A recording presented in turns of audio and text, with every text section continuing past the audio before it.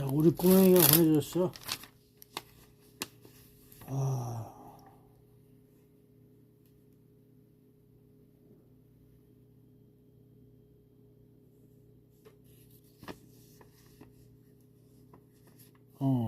이렇게 해서, 어? 오곡밥에다가, 이런 거 시켜갖고 왔네.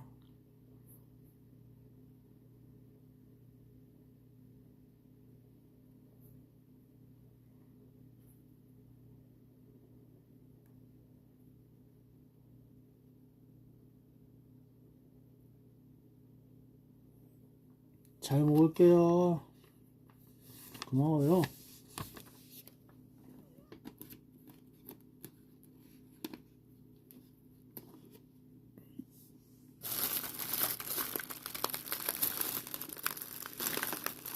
오늘 정월 대보름이라고 해서, 그게 해주고 있어.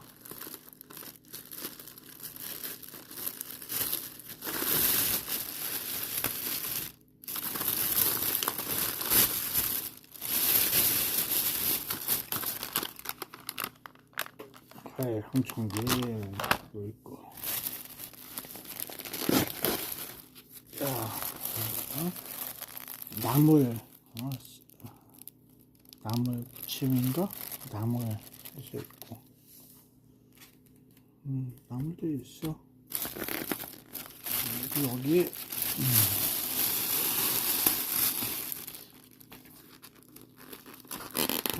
이게 저긴데, 나물하고. 이게 부침인가봐. 부침이가 이렇게 갖고 갔나봐. 부침을 이렇게, 잘 안 떠가지고 보니까, 부침인가봐. 간장, 소스 있고.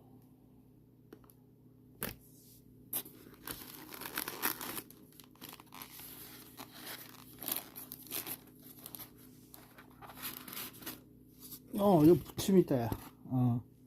부침이가 있어요. 부침이가 있고. 부침이 맛있게 드세요. 하면서 있고. 이 거시기 된장, 그런 식이 있나 보다.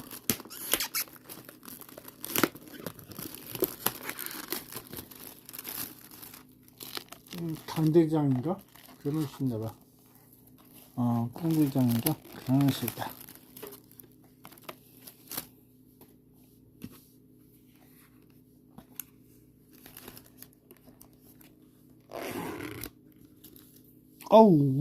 우렁이구만. 우렁이 강대장이다, 야. 우렁 강대장. 그 우렁이 강대장 하고 있다, 야. 끓여서 먹는 건가? 우렁이 강대장 있고, 얘는 뭐야? 밥인가 보다, 오곡밥.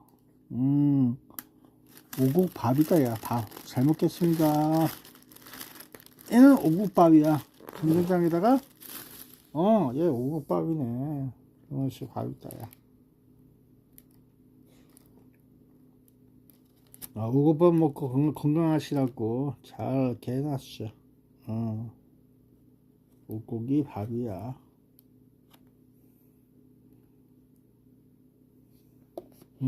간된장에다가 잘 먹으라고 하는 거지 뭐. 그래서 감사히 먹겠습니다. 그래야 되는 거지.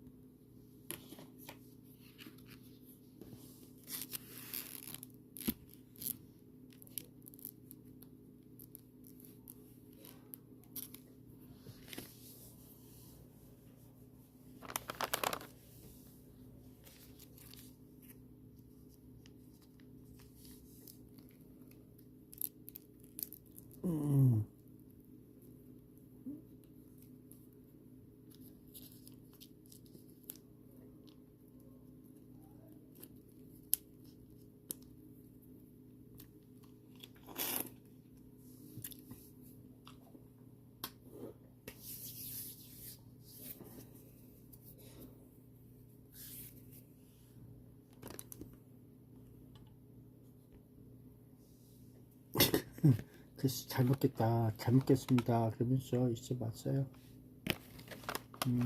고마워요.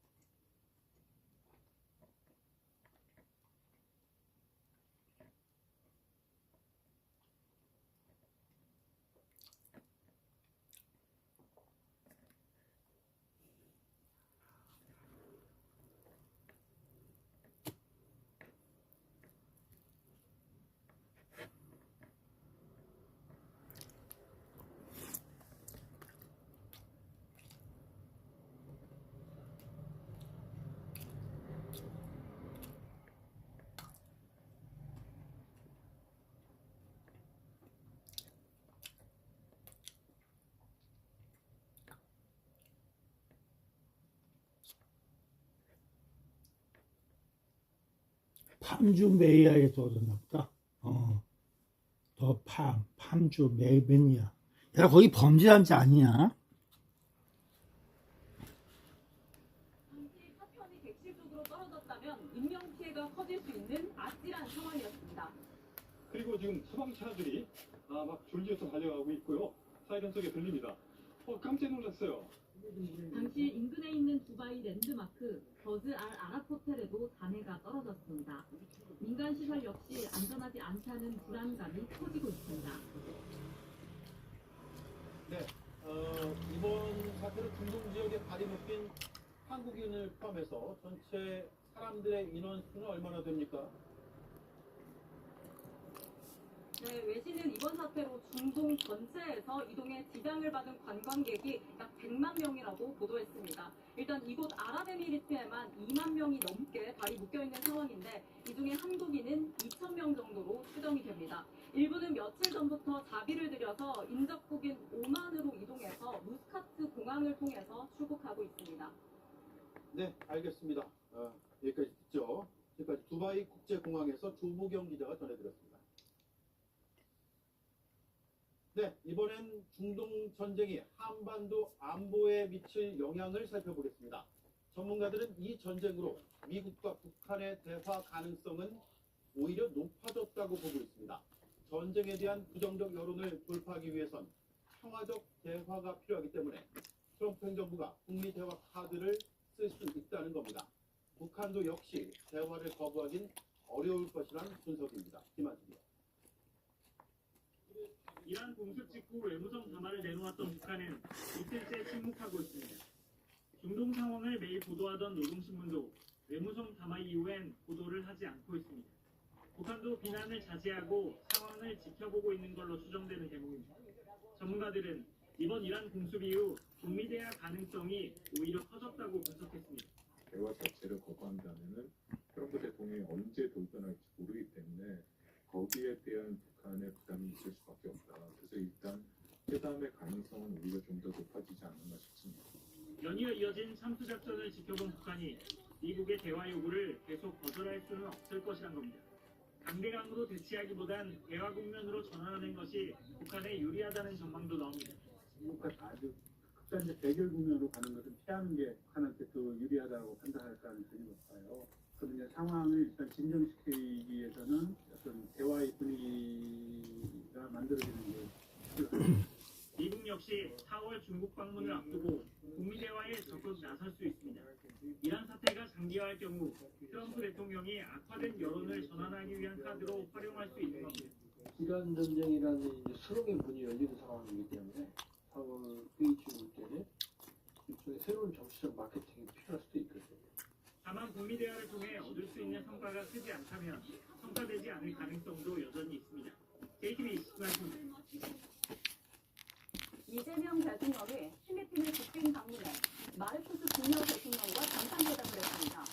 대통령 신당 신역이 이란 사태와 관련한 보고를 받고 있는 청와대는 국민의 영향에 대해서는 아직 우려할 만한 단계는 아니라고 밝혔습니다.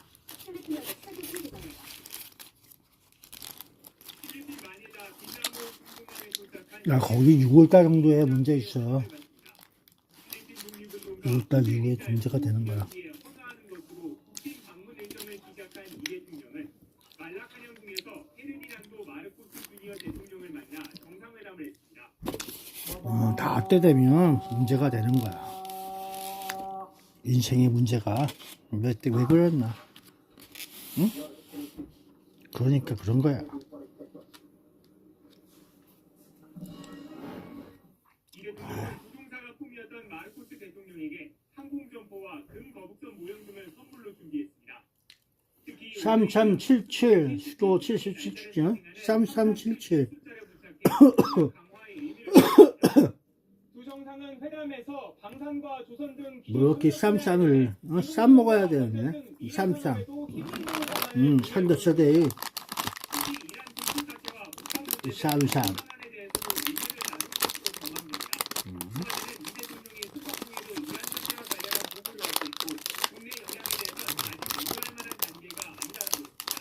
정부는 시민의 경제, 금융, 인상적인 모든 분야에서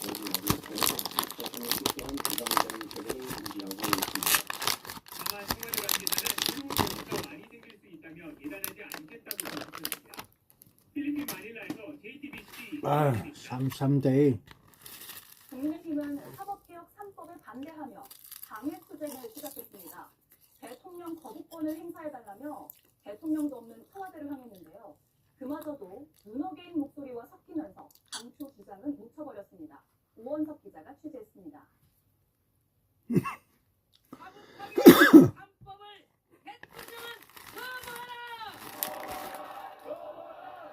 뭐라고 떨고 있는 거야. 사법 3법을 헌법 파괴로 규정하고 장외 투쟁을 시작했습니다.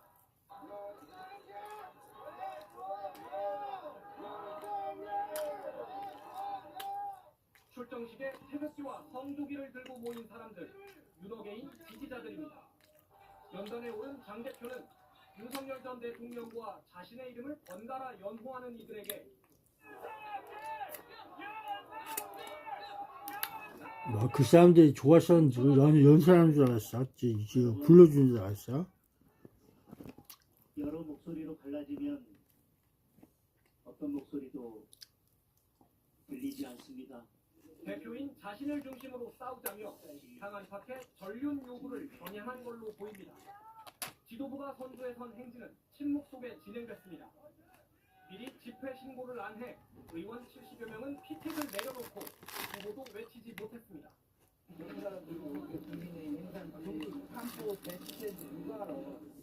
3시간가량 이어진 행진은 청와대 앞에서 마무리됐습니다. 이재명 대통령에게 일말의 양심이라도 있다면 이 세계 법안만큼은 반드시 거부권을 행사해 주기를 강력하게 요구합니다. 더불어민주당은 국민의힘의 장외 투쟁을 윤호개인 세력을 향한 비겁한 꼬리 흔들기라며 헌정 질서를 무너뜨린 내란 때는 쟤네들 쇼하고 있어. 제가 집주인도 없는 데 가서 떠들고 있다. 희한한 동네야. 수사 중인 검경 합동수사본부는 국민의힘 당사에 대한 집주인이 출타 중인데 거기서 떠들면 집주인이 듣냐? 희한한 놈들이야. 통합 법안을 두고 여야는 오늘도 의견을 좁히지 못했습니다. 마음이 급해진 국민의힘 TK 의원들과 지자체장까지 출동해서 대구 경북법 처리를 촉구했지만 민주당은 대전 충남 통합에 대한 입장부터 먼저 내놓으라고 했습니다. 황예린 기자입니다. 그게 뭐야, 너 이렇게 안 맞게 하는 건 이유가 있어. 그냥 허위를 갖다가 놓고 온 거야. 여야 원내대표는 또다시 입장 차만 확인하고 헤어졌습니다. 홍리를 부리고 있는 법사위를 열기 위해서 저런 식으로 살면 안 돼. 필리버스터를 저희들이 그 쓸데없는 짓이야. 조치를 취했습니다. 그래서 모든 짓이 거짓과 진실이 밝혀지는 거라고요. 대전 충남 통합 입장까지 당론으로 정의 가져오라고 맞섰습니다. 충남 대전 다 국민의힘의 시장도지사이고 의회도 다 국민의힘 의장들이기 때문에 얼마든지 설득을 할 수가 있습니다. 정부 여당은 이미 통합이 확정된 광주 전남까지 되도록 새 지역을 한꺼번에 해야 한다는 입장입니다. 국민의힘 소속 지자체장과 이 지역 위원들은 현재 법안은 긴 껍데기라며 지방정부에 더 많은 재량권을 줘야 한다고 요구하는데 민주당은 5조 지원을 포함해 현실적으로 가능한 부분을 충분히 반영했다는 입장입니다. 충남 지역 민주당 의원은 정부가 아니면 전무를 택하는 게 정치냐고. 야, 그러면 한 번 갔다 오고 그걸 끝나는 거야? 또 안 가? 아니, 될 때까지 가야지. 그렇잖아? 한 번 갔다가 쇼하고 오고서 그걸로 그러고 있어. 그러면 끝난 거야. 그래서 될 일이 뭐가 있겠어. 될 일 없어. 또 우리 당에서 당론으로도 정했는데 하나도 부족한 게 없습니다. 4.1필 이런 것은 다른 저놈도 의심스러운 놈이야. AWEBR에서 분명히 뭔가 있어. 그래 보는 거야. 그러니까 대한민국이 속은 거야, 속은 거. 뉴스룸이 연속 보도하고 있는 방첩사 블랙리스트에 윤석열 대통령실의 국가안보실이 개입한 정황이 처음으로 확인됐습니다. 방첩사가 문재인 정부 때 수혜를 입은 장성의 리스트를 작성했습니다. 방첩사의 기능을 넘어서는 행위입니다. 그런데 당시 국가안보실의 핵심 관계자가 이 리스트 작성의 배경에 있었다는 단서가 공수처의 수사 단계에서 포착됐습니다. 하지만 특검에 사건을 넘기며 수사를 이어가지 못했고 특검 역시 수사기관의 한계로 마무리하지 못하면서 2차 종합특검의 몫으로 남았습니다. 먼저 조혜영 기자의 공격 보도입니다. 국군 방첩사령부는 이른바 김경주 리스트, 최강호 리스트 등을 만들며 군 내부의 인맥 지도를 그려왔습니다. 특정 야권 인사와의 인연이나 친밀도를 빌미 삼아 인사에 불이익을 주려 했다는 의혹이 일었습니다. 그런데 실제 인사를 눈앞에 둔 장군 진급 대상자들을 상대로도 방첩사가 편향된 기준을 가지고 조사를 벌인 정황이 포착됐습니다. 이른바 문재인 정부 수혜 리스트입니다. 조사 대상에는 중장 진급을 앞둔 소장들과 소장 진급을 앞둔 준장들, 그리고 준장 진급을 앞둔 대령들이 대거 포함됐습니다. 문재인 정부에서 이들이 진급이나 보직 발령 등의 수혜를 입은 사실이 있는지 윤석열 정부 방첩사가 나서 조사한 겁니다. 방첩사에는 진급 대상자들에 대한 통상적인 신원조회 업무가 있지만 문재인 정부 수혜자라는 분명한 정치적 목적을 다룬 보고서는 방첩사 본연의 업무와는 거리가 멀다는 지적입니다. JTBC 취재 결과 바로 이 문건을 압수한 공수처는 이러한 지시의 배경에 전 국가안보실 고위 핵심 관계자가 있다는 단서를 포착한 걸로 알려졌습니다. 공수처는 안보실 관계자에 대한 수사를 추진했지만 특검 2차부로 수사를 멈췄습니다.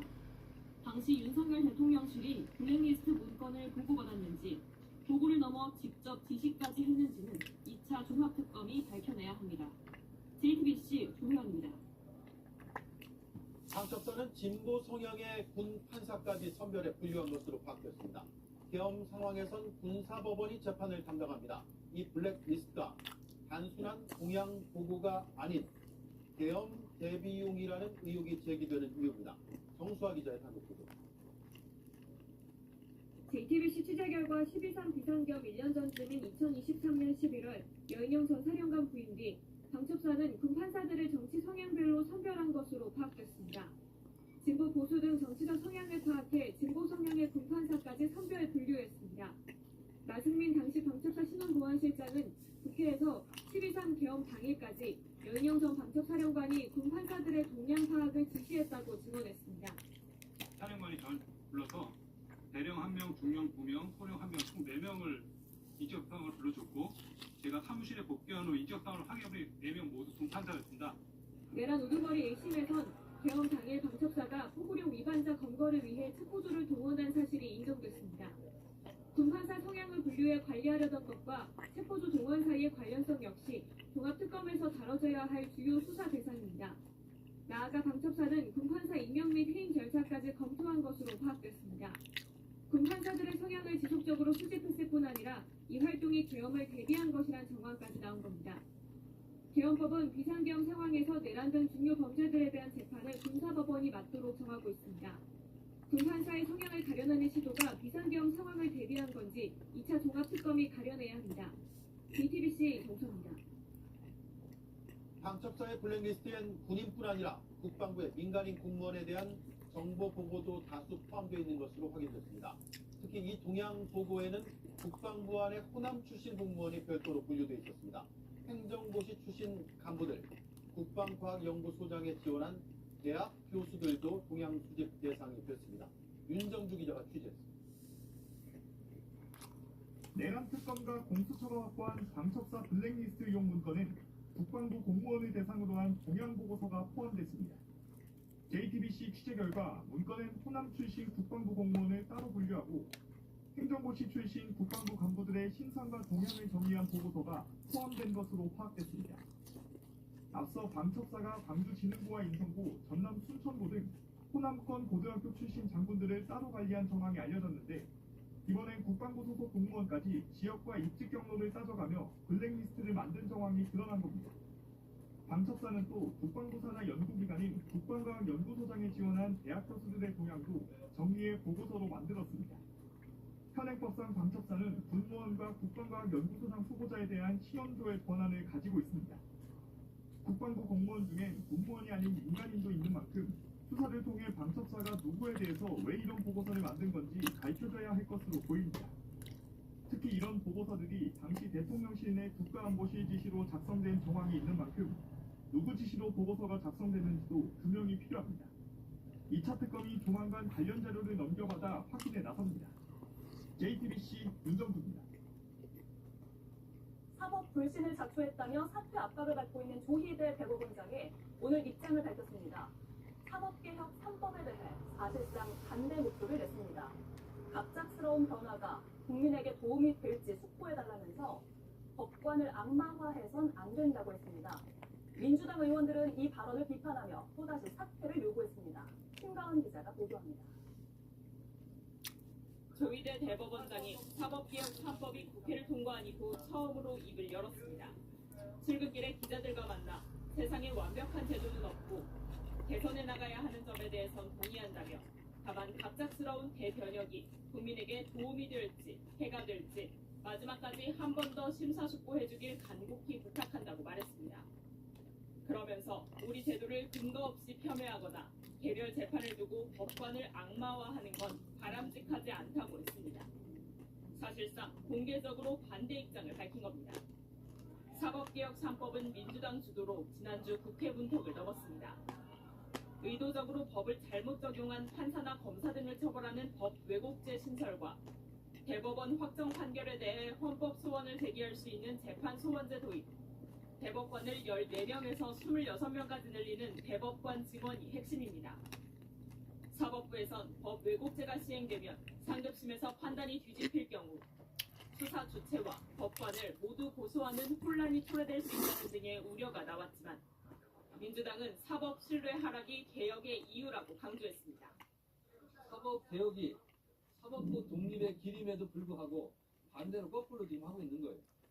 이 모든 사법 불신의 원흉 책임자는 조희대 대법원장입니다. 이런 가운데 조 대법원장이 직접 입장을 밝히자 민주당 일각에선 사퇴 요구와 함께 탄핵을 추진해야 한다는 주장까지 나왔습니다.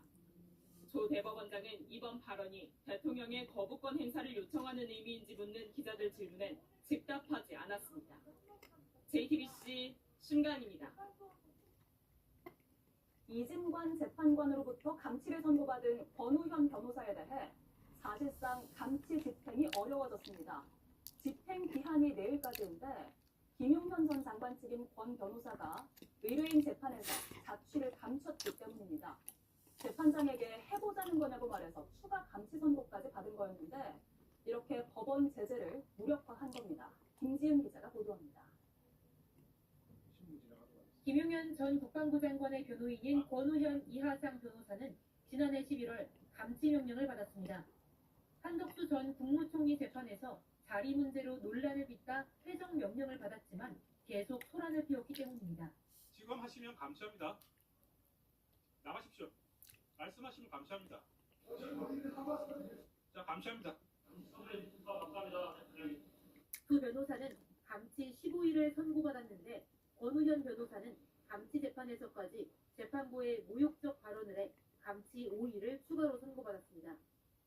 네, 권고라는 자는 재판부를 향해서 해보자는 거냐, 공수처에서 봅시다, 이렇게 진술했습니다. 하지만 야, 말이라고 하는 것은 백기 나름이냐, 다 그럴 수 있는 거야. 그리고 전 그게 저희 법으로 거시기 하는 거지. 그게 그럴 수 있는 거야. 말도 못하게 하냐? 말도 못하게 하는 거 어딨어, 세상에. 자유로운 세상에서. 나는 뭐 그렇게 얘기한다고 해서 뭐 법이 뭐 바뀌냐? 아니잖아. 법에는 그럴 수 있고 저렇게 다 그런 거야. 법이라고 하는 것이 원래 그런 거라고. 재판이라고 하는 것이 원래 그런 거야. 철저히 하고 몸들도 다 하면서 그 재판관에 그 다 호위무사가 있고 다 있잖아. 그 그냥 있는 게 아니야. 다 있으니까, 이유가 있으니까 그러는 거라고. 형식은 다 갖춰져 있는 거야. 그럼 어렵게 풀어? 다 이유가 있는 거라고. 그동안 올린 영상을 비공개 처리했습니다. 두 변호사는 법정 모욕죄 등을 세상은 다 그런 게 있을 수 있는 거야. 그래서 그렇게 다 형식을 갖추는 거라고. 역사와 유래가 옛날부터 법치주의 해갖고 재판주의 해갖고 둘은 그래 모든 국가가 그런 걸 하고 있어. 싸움도 하고 다툼도 하면서 말싸움도 하고 다 그럴 수 있지. 몸뚱아리 하면서 자기가 위치에서 떠오를 수도 있고 그럴 거라고. 그래서 이제 재판관 듣다가 야, 조용히 해요. 그러면 또 말 또 이상하게 한다고 뭐 막 그러면서 그럼 죄송합니다 그러면서 조용히 하십시오. 말 안 듣네 저거. 그러면 저기 이거 재판장 내 거야. 여기서 조용히 해. 안 그러면 너 저리 가. 그러고 있는 거. 그럴 수 있지. 그때 어떻게 할 거야? 여기 피고인 저기 거시기 범하기 위해서 있어야 되는데 내가 나가면 재판 여기 정지해 주세요. 중지시키고 나갈게. 그러면 수 있더지. 다음에 하지 않을까? 그러면 수 있더지. 뭐 그럴 수 있는 거야. 그러면 재판을 하는데 변호사 없이 재판을 범죄를 재판을 한다. 그거 잘못된 거야. 거기서 그냥 여기 변호사 없으니까 변호사 저기 할 때 그때 다시 하지 않으면서 나가야 되는 게 예의야. 취재된 질문에 아무런 답을 하지 않았습니다. 자소서 제출하셨었는데 오늘 어떤 점이 좀 소명하실까요? 이러고는 경찰에 대답을 하십니까? 강선 의원 측에서 먼저 금품을 요구하게 맞습니까? 김 전 시의원은 강 의원의 보좌진과 미리 상의한 후 금품을 건넸다고 주장하지만 강 의원은 금품인지 알지 못했고 알게 된 즉시 돌려줬다며 맞서고 있습니다.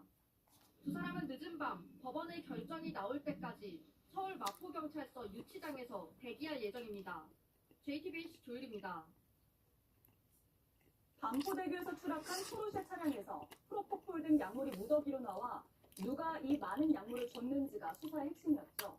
약물을 제공한 공범이 자수를 했습니다. 인플루언서인 운전자가 평소 홍보를 하던 병원의 직원이었습니다. 윤정환 기자입니다.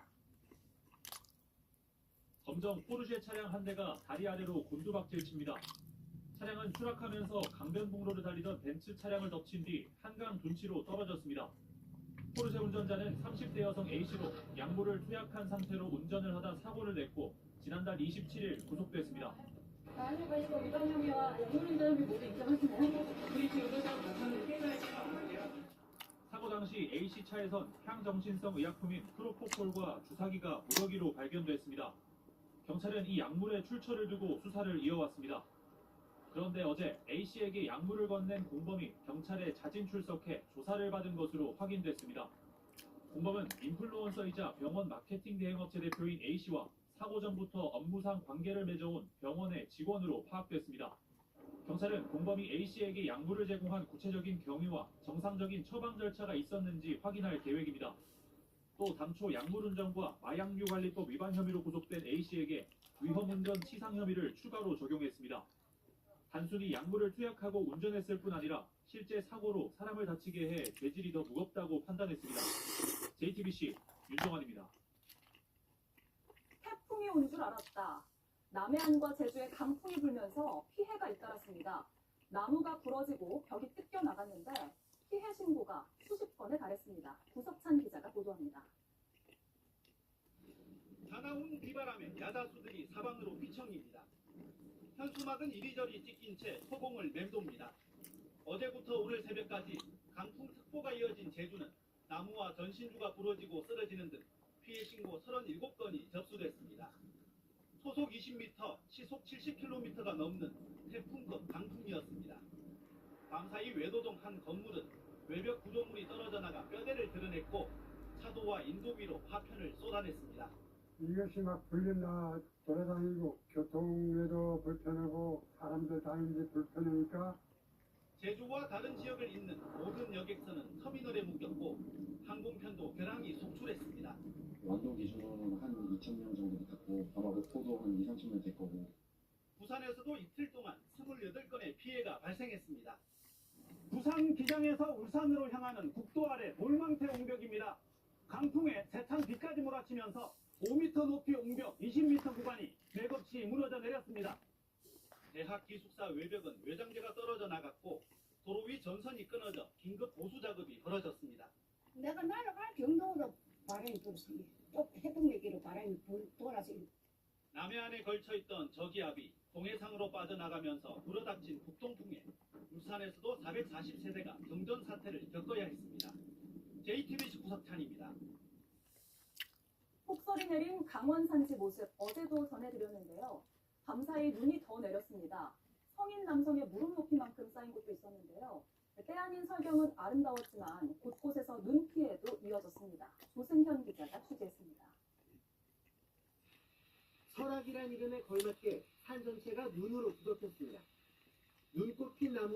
검은 산등성이가 어우러져 한 폭의 수묵화를 그려냅니다. 강원 산지에 3월 봄눈치고 많은 눈이 쏟아졌습니다. 이곳은 강원도 인제와 속초를 잇는 위시령 터널 인근입니다. 이번에 이틀 동안 63cm가 넘는 눈이 내렸는데요. 직접 들어가 보니까 제 무릎 높이까지 푹푹 빠집니다. 밤낮 없이 쏟아진 눈에 산간마을 주민들은 걱정이 컸습니다. 여기 함부로 왔다 그러면 2-3m도 올 때 있으니까 그렇게 올까 봐 걱정입니다. 일부 관광객은 밤사이 차가 눈에 파묻혀 발이 묶이기도 했습니다. 낮이니까 한번 나가서 구경 좀 해볼까 하고 나왔는데 차가 이렇게 퇴익이 돼가지고 이걸 어떻게 다 치워야 되나. 공식적으로 적설량이 기록되지 않은 서울에서도 북한산 정상에 하얗게 눈이 쌓였습니다. 이렇게 때 아닌 폭설에 피해도 적지 않았습니다. 서울 양양 고속도로 등 강원 동해안과 산지 도로에서 크고 작은 눈길 사고가 이어졌습니다. 태백에선 전신주가 넘어지면서 300가구의 전기 공급이 4시간 넘게 끊겼습니다. 쓰러진 나무를 치우는 응급복구 작업도 곳곳에서 계속됐습니다. 다만 겨울의 강수량이 평년의 20%대에 그쳐 바싹 말라있던 강원 산지의 산불 걱정은 한시름 놓게 됐습니다. JTBC 조승현입니다. 내일부터 대미투자특별법 특위가 재가동되는 가운데 셰일가스 개발 프로젝트가 유력한 대미투자 1호 후보로 떠올랐습니다. 미국 루이지애나 해상에서 7조 원 규모의 생산 설비를 수주하는 건데 이르면 이번 달 안에 계약을 할 걸로 알려졌습니다. 김현지 기자가 단독 취재했습니다. 우리 기업이 미 남부 루이지애나주 해상에 추진하는 사업은 FLNG, 부유식 액화 천연가스 설비입니다. 육상에서 셰일가스를 채굴한 뒤 파이프라인으로 해상 설비에 보내 바다에서 액화하는 방식입니다. 액화된 LNG는 운반선으로 실려 유럽으로 수출됩니다. 이번 사업은 미국에서 진행되는 첫 FLNG 프로젝트입니다. 러시아와 우크라이나 전쟁으로 유럽 내 에너지 가격이 오르며 미국산 셰일가스의 경쟁력이 커졌기 때문입니다. 미국은 2023년부터 천연가스 수출 세계 1위를 차지하고 있습니다. 미국의 천연가스니까 LNG로 바꿔서 수출하는 양 자체는 계속 늘어날 전망입니다. 그 늘어난 근거 중에 하나가 수출을 할 수 있는 플랜트 등의 인프라 자체가 계속 지금 건설이 되고 있거든요. 올해도 상당 부분 많이 증가할 거고요. 해상 방식은 우리 기업이 가장 앞서 있다는 평가입니다.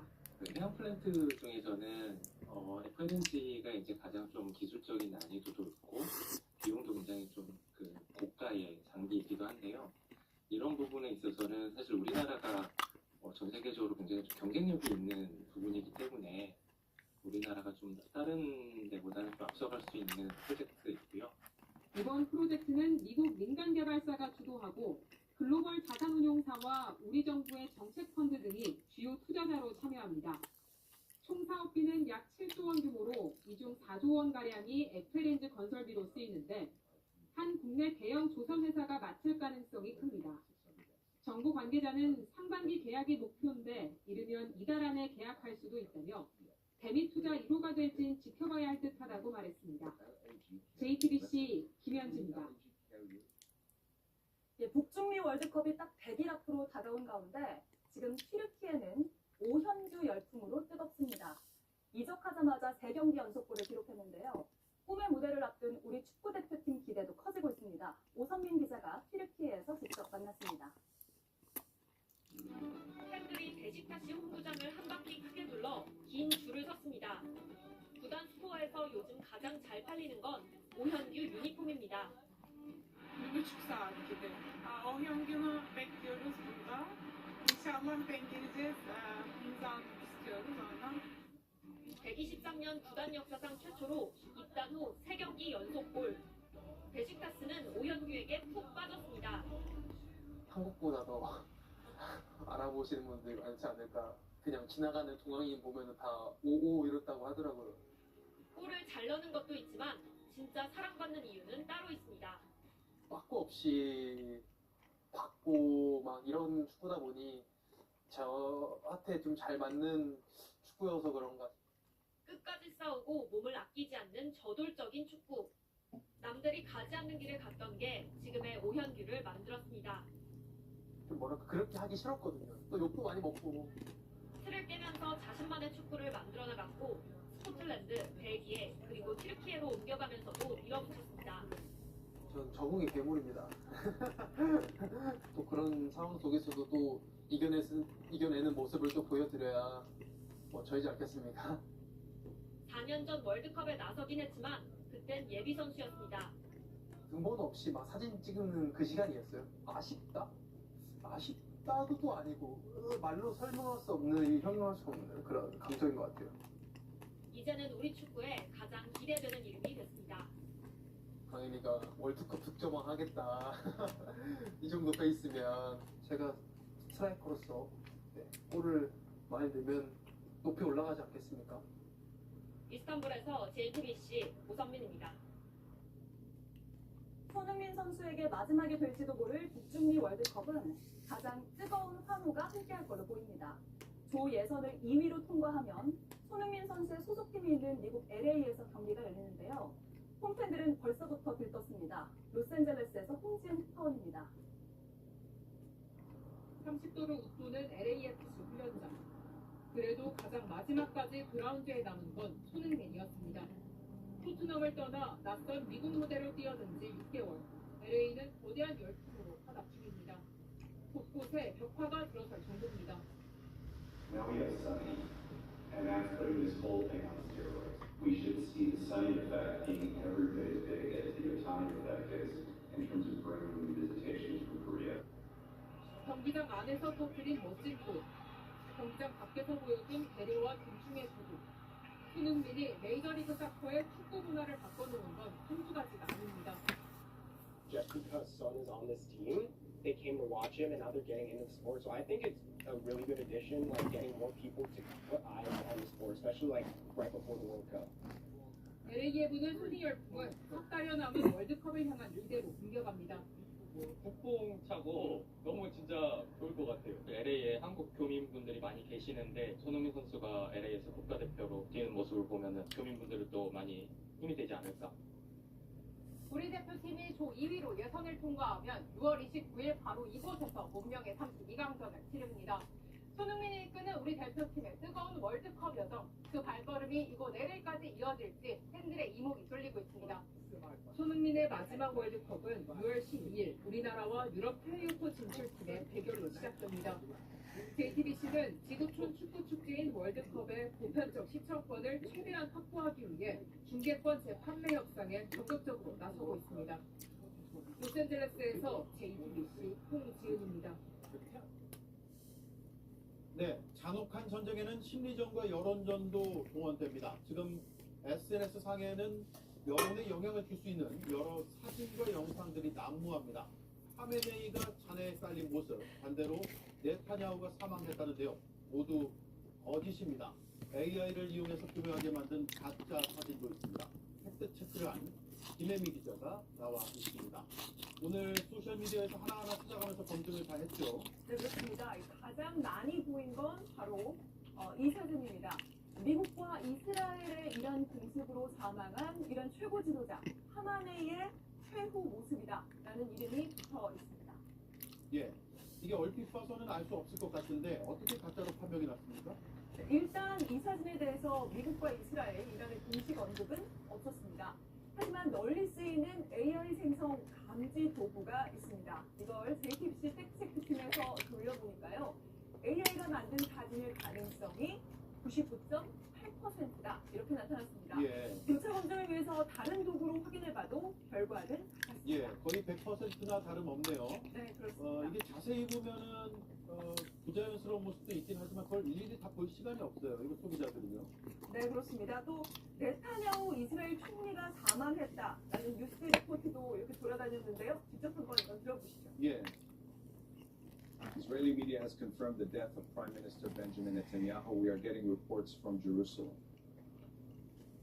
예, 이게 뉴스 앵커까지 등장하는데 이것도 역시 가짜죠. 네, 그렇습니다. 같은 도구로 봤더니요, 이 영상은 AI 생성될 가능성이 95.5%라고 판단했습니다. 현재 언론도 네타냐후 총리가 살아있고 현재 전쟁 상황을 이끌고 있다라고 전하고 있습니다.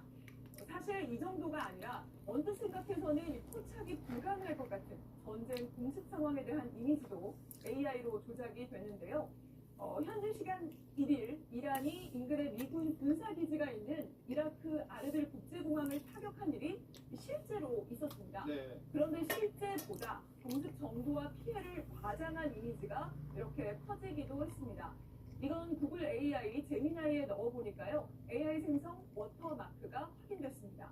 문제는 이런 AI 조작이 관심 끌기에 그치는 게 아니라 여론전에까지 활용되면서 민간의 피해와 직결된 상황 판단에 어려움을 끼칠 수도 있다라는 점입니다. 전문가의 지적 들어보시죠. 예. 정치를 인식에 왜곡을 가져오시고 기술을 활용해서 어떤 심리전, 여론전을 벌일 가능성은 충분하죠. 네, 전쟁이 잔인함뿐만 아니라 뿌리 뽑기 힘든 가짜 뉴스까지 심어뒀습니다. 그래서 이런 위기 상황에서는 김혜미 기자를 비롯해서 전 세계 팩트 체커들이 더 해야 할 일이 많은 것 같습니다. 계속 수고해 주길 바랍니다. 잘 들었습니다. 네, 중동 지역에 발이 묶인 우리 교민들, 정부가 대피를 시키고 있습니다. 정확한 인원과 장소는 이들의 안전을 위해 극비리에 붙여졌습니다.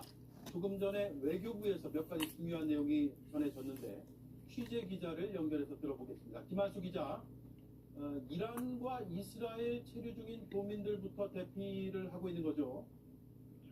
네, 외교부는 오늘 현지 대사관 등의 협조를 받아 이란과 이스라엘에 체류 중이던 일부 교민들이 안전한 지역으로 이동 중이라고 밝혔습니다. 하지만 교민들의 안전 문제를 고려해 정확한 대피 인원이나 일시, 경로 등은 공개하지 않는다고 설명했는데요. 앞서 외교부는 귀국을 희망하는 우리 국민들에 대해서는 희망 의사를 접수하고 있고 대피가 필요한 경우 대피 계획에 따라 관련 조치를 하고 있다고 밝혔습니다. 현재 안전지역으로 이동 중인 교민들은 정부 측의 대피 의사를 우선 전달한 이들로 보입니다. 이란에는 공관 직원 등을 제외하고도 교민 50여 명이 있고 이스라엘 현지에도 교민 600여 명이 체류 중인 것으로 알려졌습니다. 예, 그러면 중동 지역 전체에서 머물고 있는 우리 교민은 몇 명으로 파악되고 있습니까? 외교부는 오늘 현지에서 열린 냉동 끓여서 먹으면 되겠다. 야. 다시 끓여서 먹고 많이 먹었대야 밥을. 이란 사태로 항공편이 중단되면서 동시에 바로 죽은 겁니다. 또 UAE 등에 있는 여행객들이 인접국으로 이동 가능한 뒤 현지 대사관 등을 통해 여러 경로를 통해 접속 중이라고 밝혔습니다. 외교부는 단기 체류자들에게 아저씨 잘 먹었대요. 고맙습니다. 바이바이. 정월 대보름이래.